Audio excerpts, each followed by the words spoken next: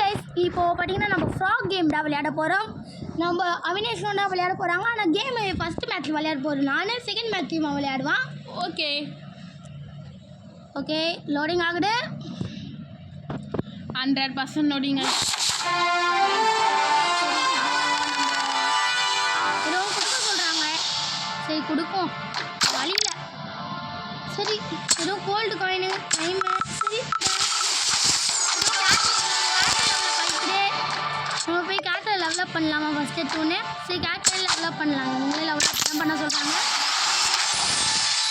Guys, video பார்க்குறீங்களா? Like பண்ணி subscribe பண்ணுங்க ப்ளீஸ். ஓகே, மறுபடியும் அப்டேட்.